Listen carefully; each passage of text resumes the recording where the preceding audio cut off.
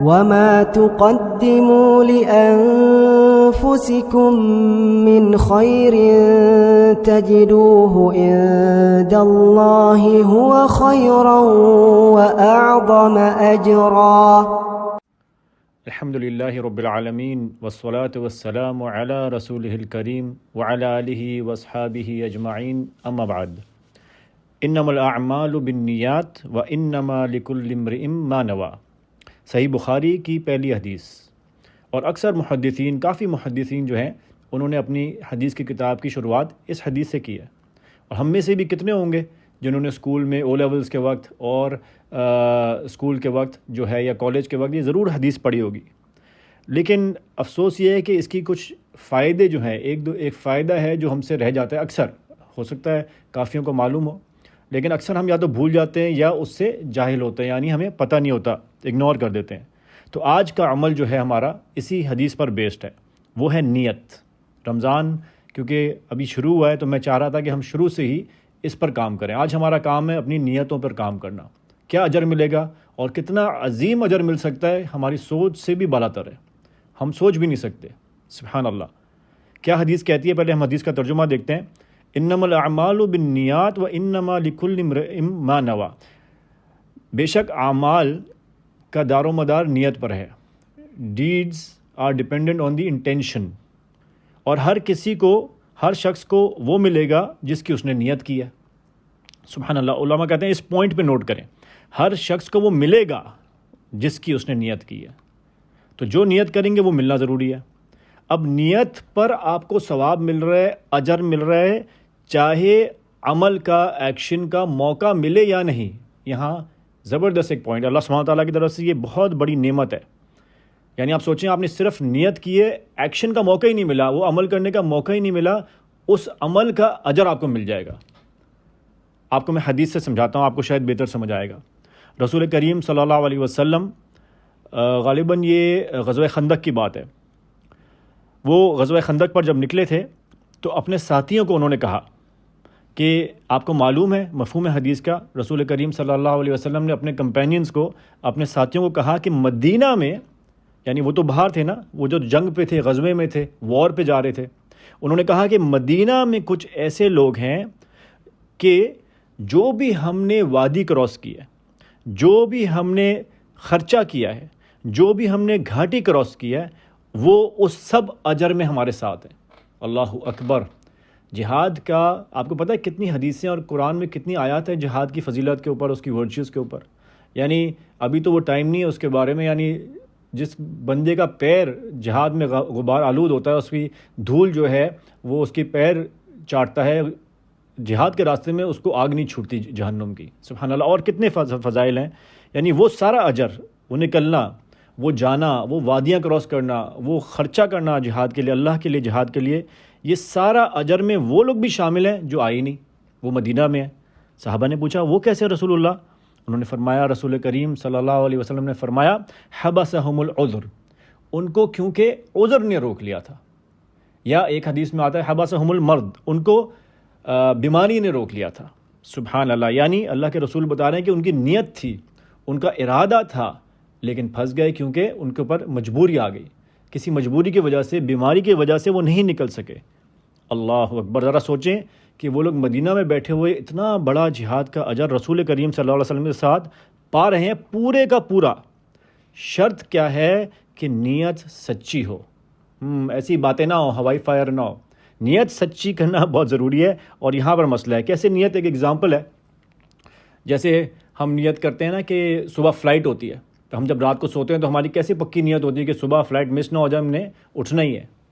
بلکہ مجھے یاد آیا کہ ایک دوست تھا، مجھے آئی تھنک بہت عرصہ پہلے کی بات ہے، وہ کہتا تھا کہ مجھ سے فجر پہ نہیں اٹھا جاتا، فجر کی نماز جو ہے نا یہ مجھ سے نہیں پڑھی جاتی. میں جتنی کوشش کر لوں، میں صبح اس زمانے میں میرے خیال سے فجر کی نماز نا کچھ 6 بجے تک ہوتی تھی، 6 ساڑھے 6 بجے ہوتی تھی کراچی میں. تو انہوں نے کہا کہ وہ کہتا تھا کہ میں جتنی کوشش کر لوں نا، میں کوشش بھی کر لوں، مجھ سے فجر پہ نہیں اٹھا جاتا، میں نہیں اٹھ سکتا، میں کوشش بھی کرتا ہوں. کچھ عرصے بعد پاکستان میں بہت عرصے بعد جو ہے کوئی انٹرنیشنل ٹیم کا کرکٹ میچ تھا. تو وہی دوست جو تھا وہ صبح 4:30 بجے وہاں لائن میں کھڑا ہوا تھا. تو میں نے بولا اب کیسے اٹھ گئے؟ اب تو مطلب 6 بجے بھی نہیں اٹھنا، اب تو 4 ساڑھے 4 بجے اٹھ کے صبح میچ تھا کچھ، اور وہ بہت پہلے لائن لگنی تھی اور بہت رش تھی، کچھ بہت پہلے پہنچ گیا تھا. کیوں؟ کیونکہ دل میں سچی نیت تھی کہ نہیں صبح تو میں نے جانا ہے، کل تو میں نے اٹینڈ کرنا ہے. تو خیر مسئلہ یہ ہے کہ ہم نے آج اپنی نیتوں کو فیصلہ کرنا ہے کہ صحیح کرنا ضروری ہے، ہم نے کرنا ہی ہے. اور اپنی نیتوں شیطان کے اس دھوکے میں نہیں آنے دیں کہ یہ آپ کی نیت بھی صحیح نہیں کرانے دیں. عمل ہمارا دور کی بات ہوتی ہے، ہم نیت میں ہی کنجوسی کر دیتے ہیں، یہیں پر فیل ہو جاتے ہیں. تو آج یہ فیصلہ کرنا ہے کہ ہم نے اپنی نیتوں کو اچھا کرنا ہے. جیسے دنیا کے معاملے میں نہیں ہوتا، ہم کسی کو دیکھتے ہیں مثال کے طور پہ کوئی بڑا اچھی گاڑی میں آ رہا ہے، کسی نے کوئی انویسٹمنٹ میں بڑا فائدہ ہوا، تو ہم بھی سوچتے ہیں کہ ہمیں فلاں جگہ پہ فائدہ ہوا نا، ہمیں فلاں جب پیسے ملیں گے، کسی کی کمیٹی نکلنی ہے، کسی نے کوئی انویسٹمنٹ کی ہوئی ہے، کسی نے کہیں پیسے لگائے ہوئے ہیں یا نہیں بھی لگائے، تو سوچتے ہیں کہ ہمیں پیسے ملے نا، ہم بھی اس بزنس میں انویسٹ کریں گے، ہم اس بزنس میں انویسٹ کریں گے، پھر یہاں سے ایسا ہوگا، پھر اس کے بعد میں گاڑی لوں گا، اپنی فیملی کے لیے گھر لوں گا، فلاں چیز لوں گا، جو بھی آپ کے مائنڈ میں ہوتی ہے، سوچتے ہیں دنیا کے لیے. اس میں آپ کو اجر بھی نہیں مل رہا اور خیالی پلاؤ تو بن رہا ہے. اللہ رب العزت ہماری دعاؤں کو بھی قبول فرمائے، لیکن دین کے معاملے میں تو صرف نیت پہ اجر مل رہا ہے. تو آج ہم نے یہ سیکھنا ہے کہ ہم نے صرف اچھی ہی نہیں بلکہ زبردست نیت کرنی ہے. اور میں اس کا اگزامپل آپ کو دیتا ہوں، 1-2 اگزامپل ہم سمجھتے ہیں. رات کو آپ سو رہے ہیں، رات کو آپ نے سونا ہے، اب آپ نے رمضان میں نیت کرنی ہے کہ میں نے تہجد پڑھنی ہے. آپ تہجد کی نیت سے، سچی نیت سے سو گئے، لیکن آپ اٹھے ہی نہیں. آپ اٹھے تو فجر تھی، یا ایسا وقت آ گیا آپ پڑھ ہی نہیں سکے، یعنی آج کل تو سحری ہے لیکن عام دنوں میں اگر آپ سو گئے اور فجر ہو گئی، آپ تہجد پڑھ ہی نہیں سکے، تو یقین مانیں آپ کو پورے کا پورا تہجد کا اجر مل جائے گا. اللہ اکبر.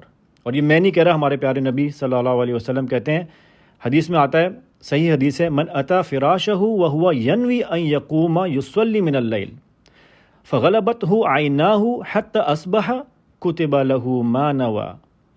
رسول کریم صلی اللہ علیہ وسلم فرماتے ہیں کہ کوئی بندہ شخص اپنے بستر پہ آیا اور اس نے یہ نیت کی تھی کہ وہ رات کو اٹھے گا اور تہجد پڑھے گا، لیکن نیند کا غلبہ ہو گیا، اس کی آنکھیں بند ہو گئیں، اس کا نیند کا غلبہ ہو گیا اور وہ اٹھا تو صبح ہو چکی تھی، فجر ہو گئی تھی، وہ تہجد پڑھ ہی نہیں سکا. کیا ہوگا؟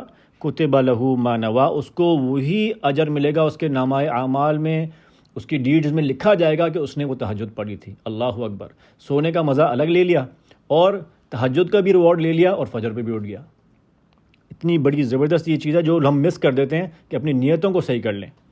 اچھا، وہ جو سونے کا مزہ اس نے لیا ہے، وہ تو دنیاوی اس کو مزہ مل گیا، کیا اس پہ کوئی اجر ملے گا؟ تو رب رحیم اللہ رب العزت کیا فرماتے ہیں ہمارے نبی صلی اللہ علیہ وسلم کہتے ہیں، وَكَانَ نَوْمُهُ صَدَقَةً عَلَيْهِ مِن رَبِّهِ. اور وہ جو سویا، وہ جو مزہ اس کو آیا اس نیت سے، کیونکہ سویا تھا، نیت سچی تھی، دل صاف تھا، تو اللہ رب العزت وہ جو اس کا سونا ہے وہ بھی اس کے لیے صدقہ لکھ دیں گے. اللہ اکبر. رات سے صبح تک سو رہا ہے اور اس کو اس نیت پہ صدقہ لکھا جا رہا ہے کہ یہ اس کے لیے صدقہ ہے.